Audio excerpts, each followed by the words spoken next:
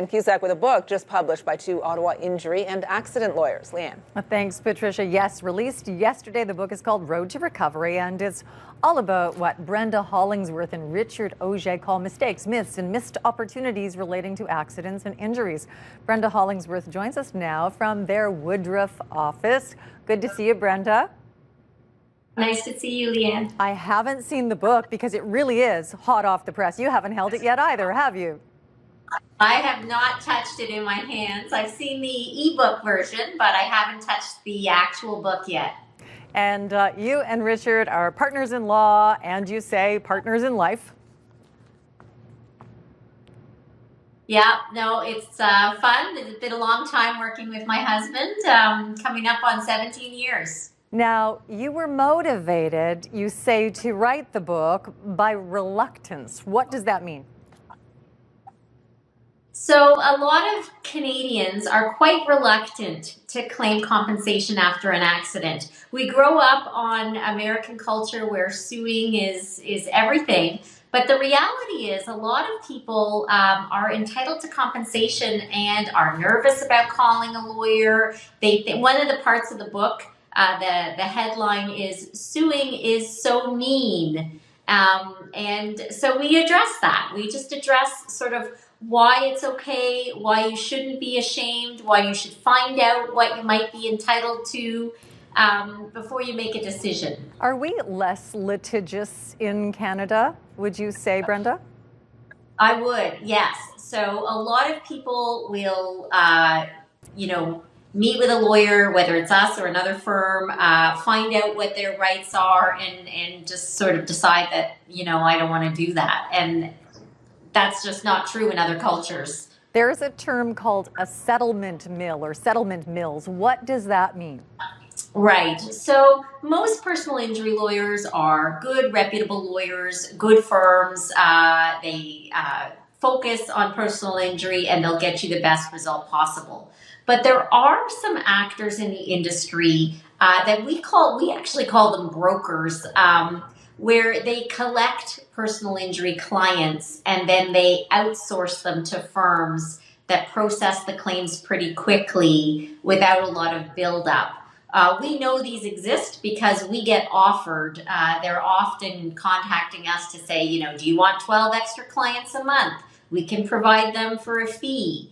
And so that's really something that's new in the last 5 years, at least in Eastern Ontario, and causes us a lot of concern. There's an expression, I'll see you in court, and you would really like to correct that because it's a misnomer in many ways, especially in Ontario. Yeah, the chance of actually going to court on a personal injury case, definitely less than 5%, probably less than 3%. You will mostly see them across the discovery table, in a negotiation, or in a mediation. That's how most personal injury cases are resolved in Ontario. Some go to court, and we take them to court. We had a trial in October, but that just isn't the way most of these cases play out.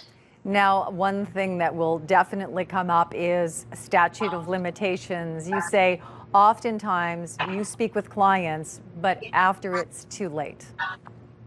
Yeah, so lots of people call us and they've missed the window to sue. In Ontario, every single case, apart from sexual assault cases, all cases have firm deadlines after which you can't sue. So it's really important when you're trying to figure out what to do, it's really important that you reach out to a law firm. Even if you haven't decided to sue, find out what your deadline is. For most adults, it's 2 years from the date of accident, but there are exceptions.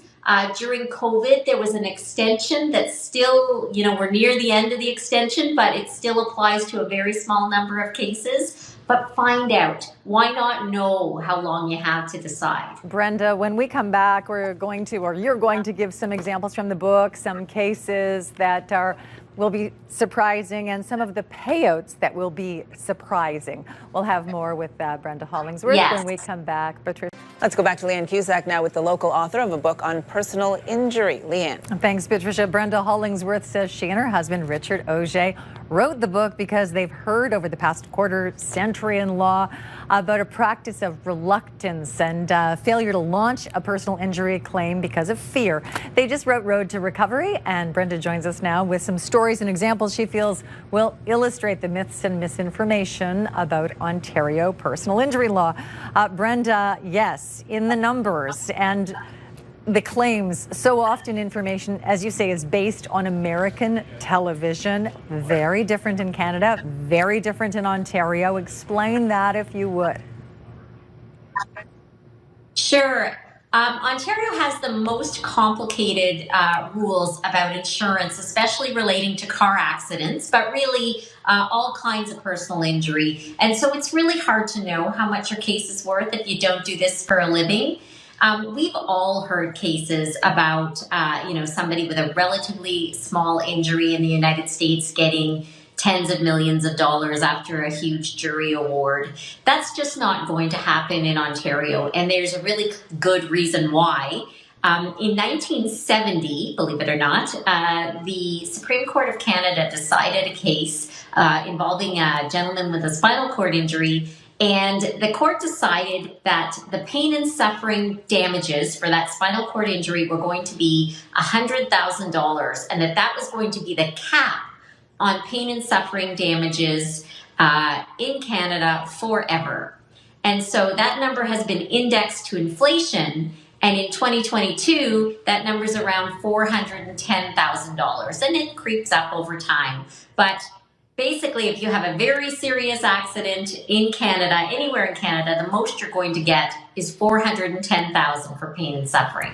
Now, for someone who is severely disabled and injured as a result of that accident, that wouldn't even go to covering physiotherapy and daily care and all the rest. So are you sort of, I know in the book you say that it's often skewed and not in favor of the claimant.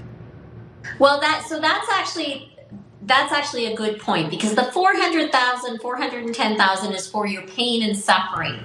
But a good personal injury lawyer would actually make sure that you also got coverage for your physiotherapy, your healthcare costs, your loss of income. So we do still get seven-figure awards here, but not for broken ankle, usually. So, but yes, you're absolutely right that the deck is stacked against plaintiffs, the people who are injured. You have fewer resources than the insurance company, and you can't wait as long as the insurance company. The insurance company has lots of money coming in. Everybody's paying their premiums. They can wait for your case to be finished, but if you aren't making income, if you need funding for therapy, you may not be able to wait. And Brenda, that's part of the reason you wrote the book. We have two examples we want you to share. One is a gentleman who was in a car accident, very reluctant to come forward with a claim. Tell us that story, if you would, quickly. Yeah, so we call him Vic in the story. It's based on a true story. A gentleman at the accident scene refused to get in the ambulance, called his wife, was suffering, unable to work, in denial. Finally, his wife called our office, and 4 years later, he ended up with a check for almost $2 million. This is somebody who could walk and talk, but couldn't work, needed a lot of care, was in a lot of pain, and just wouldn't have made the call if his wife didn't give him that nudge. Last point was relating to someone who approached a real estate lawyer, not a personal injury lawyer, and that's sort of the tenet of your explanation is go to the right lawyer for the right job. Just quickly, we have about 30 seconds left. Tell us that story. Yeah, so this was a senior citizen. He was hit from behind in a vehicle, pretty serious whiplash type injuries, affected his life. Real estate lawyer said, oh, we have no fault insurance in Ontario. There's nothing you can do. And we got him in a healthy six-figure settlement not long after he came to us, actually. I haven't seen the book, but I'm sure you share other stories like this in the book, and it's available locally. Thanks for joining us today, Brenda. Thanks for having me. Patricia.